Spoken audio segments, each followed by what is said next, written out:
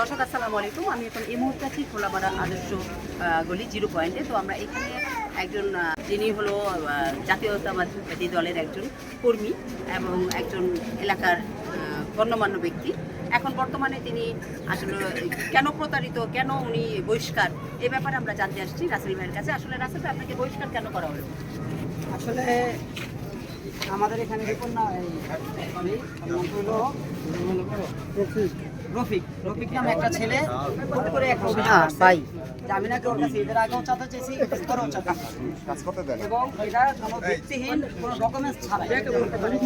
এর পরিপ্রেক্ষিতে এখন আমি রাজনৈতিকভাবে সামাজিকভাবে আমার মান সম্মান ক্ষুণ্ণ হয়েছে।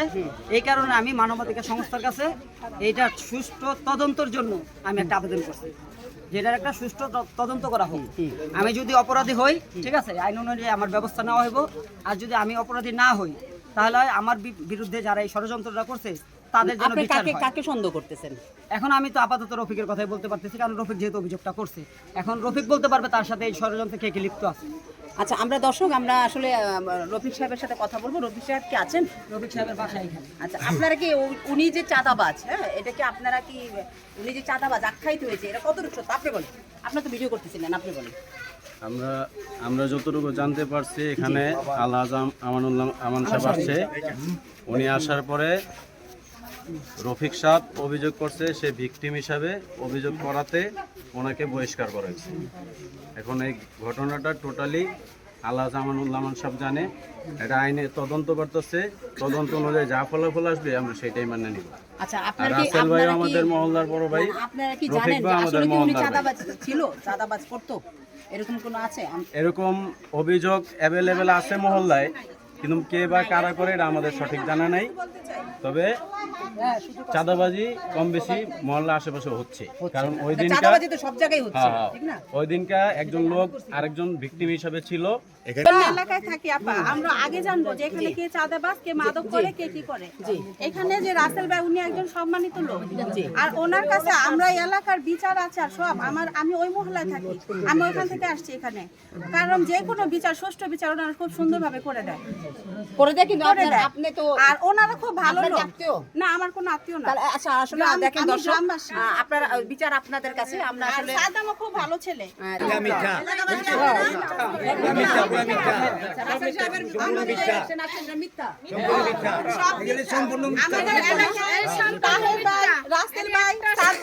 ওরা খুবই ভালো ছেলে। আপনারা যদি একটা অন্যায়ের প্রশ্রয় নেন, হ্যাঁ, আপনাদের মধ্যে কিন্তু ঝামেলা হবে। অবশ্যই। আবারও বলে দিচ্ছি, আপনারা যে কথা নিয়ে বলতেছেন, বুঝে শুনে বলতেছেন। হ্যাঁ, অবশ্যই ম্যাম, কারণ হ্যাঁ, ওরা সৎ লোক, ওরা ভালো। আপনারা যে বলতেছেন, বুঝে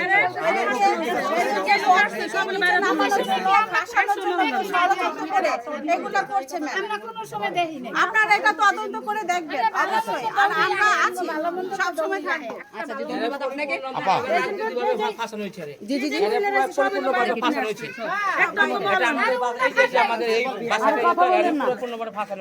পুরোপুরি ফাঁসানো হয়েছে। এখন আপনারা কি চান? তার যে সম্মানটা সে ফিরে পাক, কারণ আসলে পদটা বড় বিষয় না, তার সম্মানটা সে ফিরে পাক। তো দর্শক, আমরা এই যে রাসেল সাহেবের কাছে আবারও মসজিদ কমিটির সাথে একটু কথা বলবো। এই রাসেল সাহেবের নামে যে অভিযোগটা, এটা কতটুকু সত্য? এটা আসলে আমরা তো এলাকাবাসী যারা আছি, আমরা এই বিষয়টা শুনে আমরা সবাই হতভম্ব হয়ে গেছি। কারণ রাসেল তো এক হিসেবে আমাদের সামনে তো বড় না, এবং আমাদের মসজিদে সে সেক্রেটারি পদে আছে। এই মসজিদের নির্মাণাধীন অবস্থা থেকে শুরু থেকে এই পর্যন্ত এটা টোটালি রাসেলের হাত ধরে হয়েছে। তো যার হাতে এমন একটা আল্লাহর ঘর তৈরি হইতে পারে, সেই ছেলে এরকম দুর্নীতির সাথে জড়াবে, এটা আসলে আমরা বিশ্বাস করি না। আপনি বুঝে বলতেছেন? আমি অবশ্যই বুঝে বলতেছি, জি জি অবশ্যই আমি বুঝতেছি। কারণ হইলো, হ্যাঁ এমপি সাহেব কিন্তু তাকে বহিষ্কার করছে। অবশ্যই, যেদিন এমপি সাহেব ছিল সেদিন আমরা তো ছিলাম। এমপি সাহেব উনি ওনার মতো বলে গেছেন, এটা তদন্ত ভার দিয়ে গেছেন। হ্যাঁ, এখন কথা হইলো এটা ওর প্রতি আমি মনে করতে পারি রাজনৈতিকভাবে হয়তোবা ওকে হেয় করার জন্য হয়তোবা এটা হইতে পারে।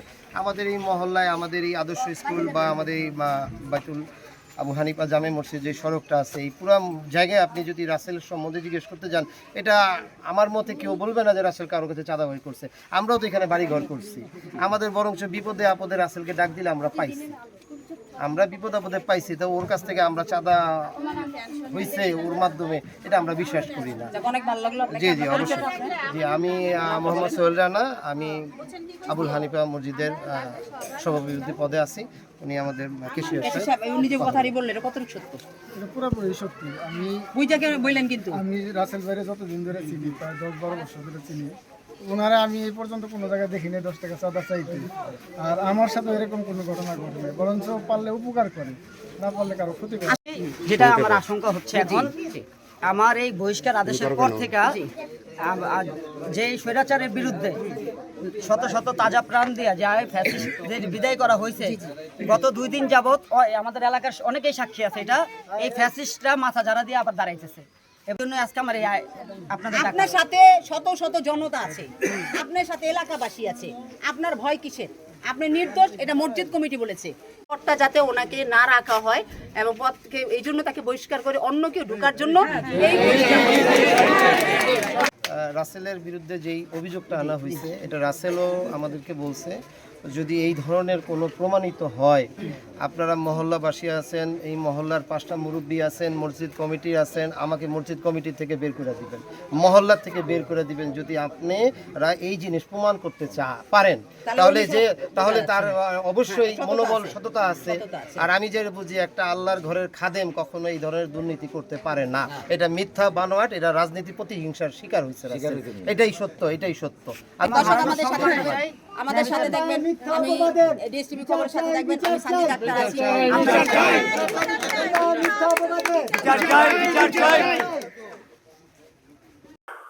ঘটনাস্থলের সত্যতা যাচাই করতে রফিক সাহেবের সাথে কথা বলতে গেলে রফিক সাহেব হোন্ডা দিয়ে চলে যান এবং আমরা পরে ফোনালাপে তার সাথে কথা বলি এবং বিস্তারিত তুলে ধরি।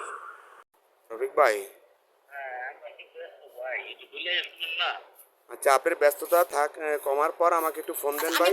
কথা বলি, আমি একটু না না, এই ম্যাডামের সাথে একটু কথা বলেন ভাই। কথা বলি। আসসালামু আলাইকুম।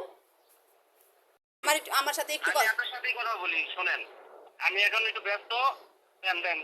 ভাই আসসালামু আলাইকুম। ভাই কি বলেন ভাই, আমি দৈনিক দিন প্রতিদিনের সিনিয়র রিপোর্টার সানজিদ আক্তার বলছিলাম।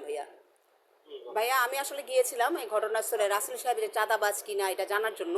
আসলে আপনি একটু বলবেন আসলে উনি চাঁদাবাজ কিনা, জাস্ট এইটুকু জানার জন্য। ভাই আপনি যেটা বলবেন আমি সেটার উপরেই ভিত্তি করবো নিউজটা। আমরা তো ভাই কারো আপন না, বুঝছেন, যেটা সৎ সেটাই নিউজ করবো।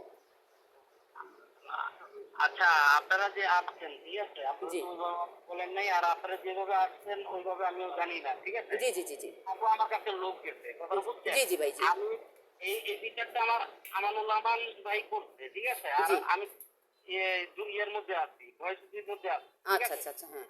আপনার আগেও আমাদের এখানে গেছে, বুঝছেন। আমি ভরদুপুরে আছি, আমার সাথে ফোন দিচ্ছি, সে আমাকে বলছে তো তুমি আমাদের বাসায় আসো, আমি তোমার সাথে কথা বলবো, ঠিক আছে। আমি আমার ভাইয়ের সাথেই যাই কথা বলবো।